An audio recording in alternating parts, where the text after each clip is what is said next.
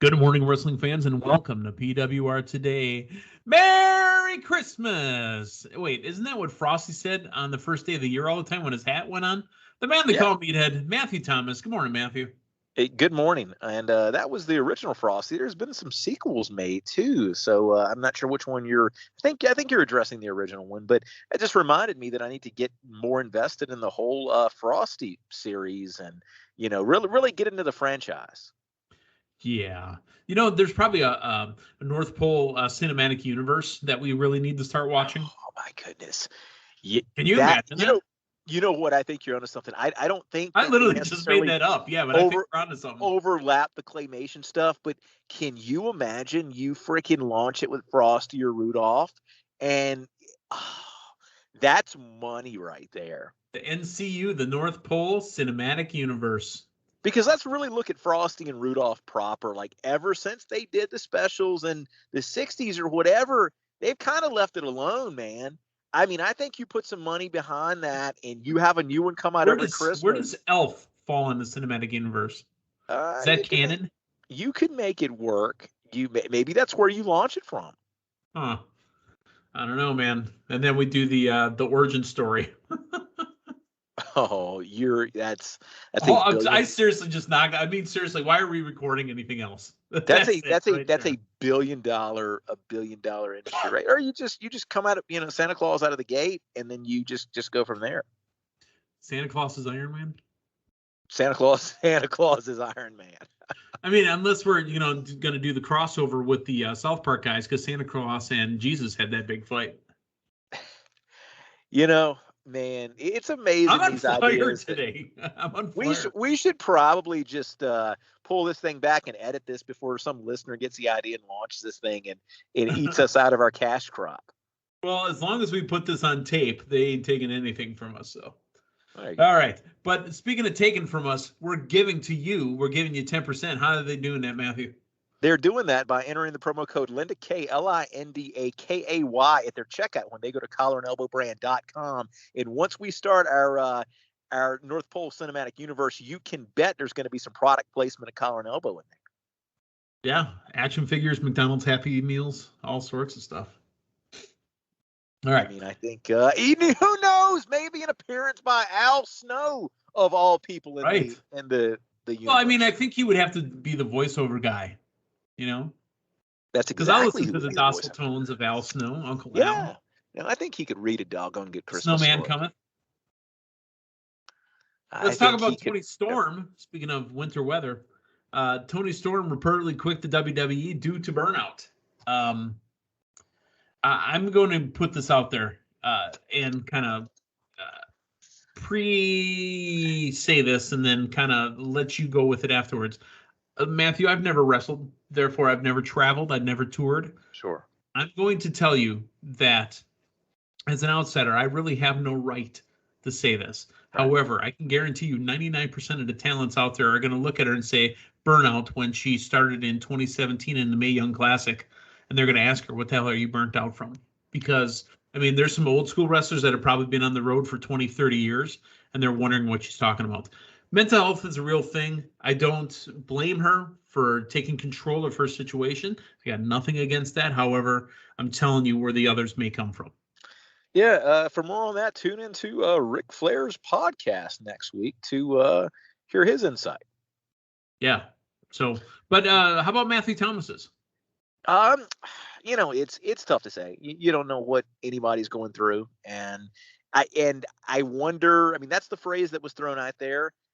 Is it also a matter of the travel, the house shows, and the lukewarm start and stop push? I mean, is there creative clashes thrown in there too? Is there a period and a range of talent that don't know what it's like to really be in the wrestling business because they've been so performance center / Thunderdome? It's possible. And the fact of the matter is, the NXT work, NXT roster, you're in Florida, Thunderdome, you're in Florida. So no, I mean, there might be a crop that's coming up that don't necessarily associate it with going town to town, finishing up a show. driving at night. No, and I mean that might not be synonymous with what people think the business is now. Right. And like I said, you've got some older talents that might be in the business 10, 15 years going, burnout, get out of here. We're all burnt out. You might have some talents that are in their, 50s and 60s going, you have no idea what you're talking about. Then you got your old schoolers going, what the hell are you talking about? But, I mean, it is what it is. Yeah. Let's talk about Cody Rhodes and how he's about to take us on a bizarre ride. Matthew, what does that mean? I don't know, but sign me up. I am down for Cody Rhodes' bizarre ride.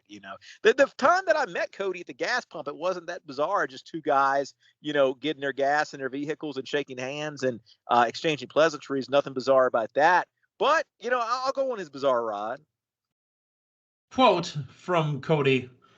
I'm thankful to Sammy. He said in an interview backstage that he would carry me, and he did. He did carry me for a moment. He had me on his shoulders in a torture rack position, turned it into a GTS type maneuver. That's a special thing. His big finish, and I kicked out. I'm thankful to him for that. I'm thankful for me and all the sacrifices I've made, having literally never taken a day off. Burnout? I'm thankful for Diet Coke at every party you were there. When people are just eating gluttonously and drinking, you have to sit there and drink Diet Coke and spit Twizzlers into a red Solo cup because you can't actually consume them so that you can look good with your shirt off. What? Unquote. Oh, that's a great quote. Does Frank Cos know about that? I don't. He used to always say that we, our fans, our listeners drink Diet Coke and they eat Doritos while they watched. I don't know, but here's what I'm going to say. I don't know if people realize it yet or not, but I will say this. The man who made the bold prediction last year, making Matt Riddle Matthew to watch in 2021, the Cody Rhodes ride that we are currently on and about to go on, I think is the best thing happening in wrestling right now. Okay, you guys mark the tape here. Cody Rhodes says that he can't actually eat Twizzlers. He has to spin them into a red Solo cup because he wants to look good with his shirt off. So he puts the Twizzler in his mouth and then just spits the whole Twizzler, or does he keep it in his mouth? I think he's doing like the Metatron in Dogma. You remember Alan Rickman? Oh my goodness! He wasn't able to imbibe alcohol, so he would drink it and then spit it back out. So here's where this thing doesn't work, though. Does he chew it and then spit it, or does he just? I don't know, but the bulk of the calories in the Twizzler is most likely coming from sugar, right? Isn't that sugar actually going to get absorbed regardless? Like with the mixture of saliva? Yeah. So I mean, or does he have his saliva glands trained specifically to a certain amount? So I don't know. Dwight Schrute said he used to be able to retract his penis. So I mean, people have been doing crazy things lately. Oh my goodness, quote here, Matthew. One more quote. I'm thankful for those sacrifices that have put me in this position to have almost immeasurable wealth as a wrestler, NFL level wealth as a wrestler. And I'm thankful for that because my mother told me if I quit WWE that I was screwed. And well, of course, thankful to my mother, but I'm just really over thankful for everything. I have no complaints. I know there's back and forth of, what is he? What's he? That's a freaking heel comment if I've ever heard one right there, man. Like, that's not even straddling the fence. Nope. Let's talk WWE's day one-ish. It's the pay-per-view coming up tomorrow, New Year's Day, 2022. Matthew, we're in the last day of 2021, so tomorrow's day one-ish. Let's run down the matches.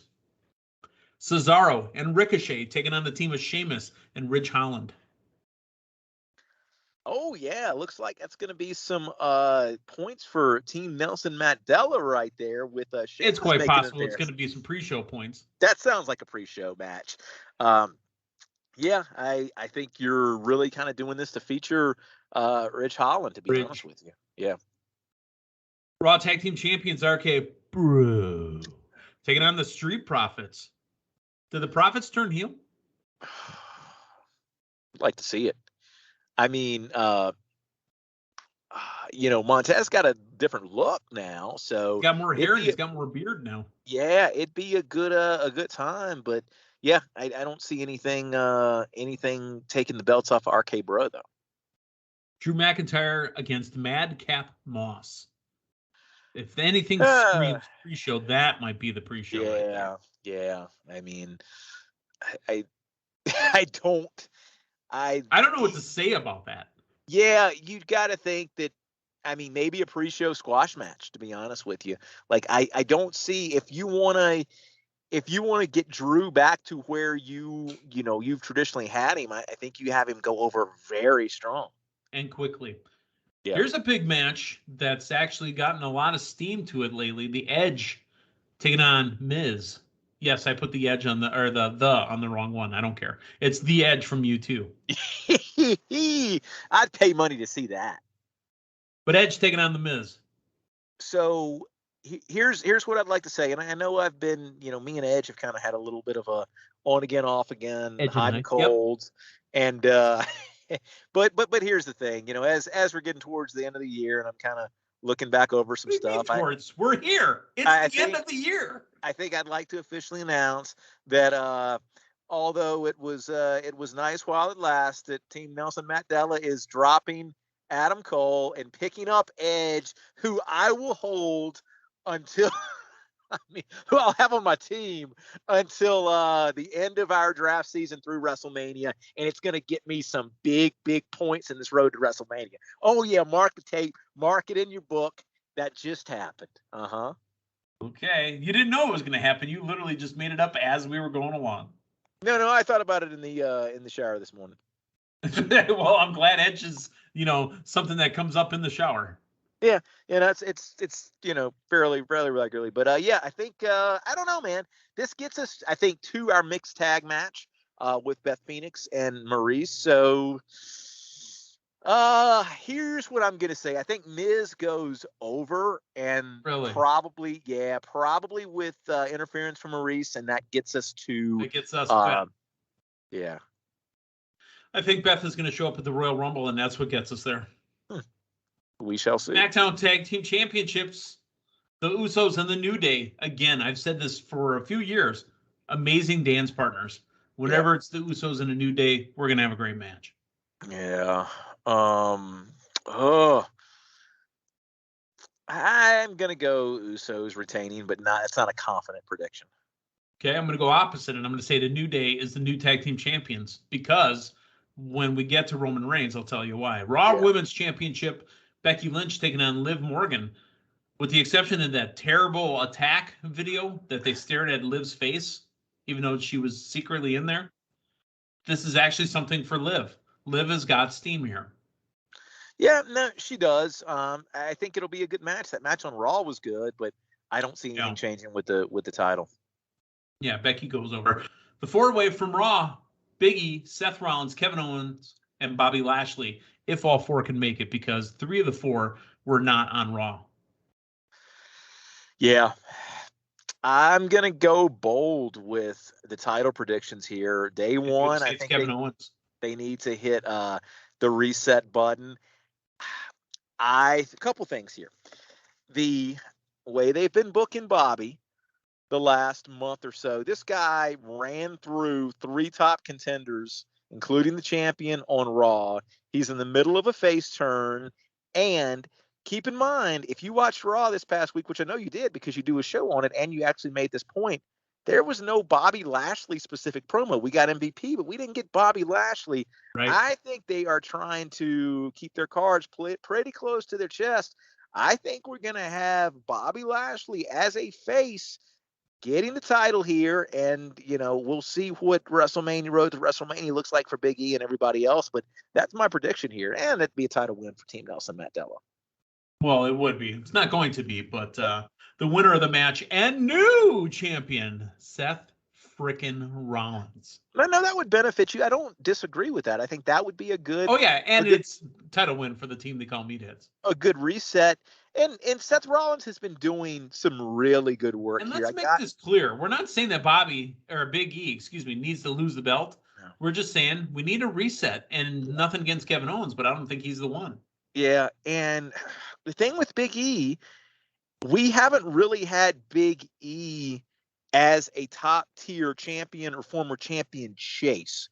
Him chasing him chasing Seth or KO, I think would be money. Would be great. And, you know, they did that with Drew as well. When Drew won the belt the first time, there was nothing there. He lost it and picked it back up, and it gained more steam after that. Yeah, yeah. And, I mean, how many times have you really seen somebody's first title run?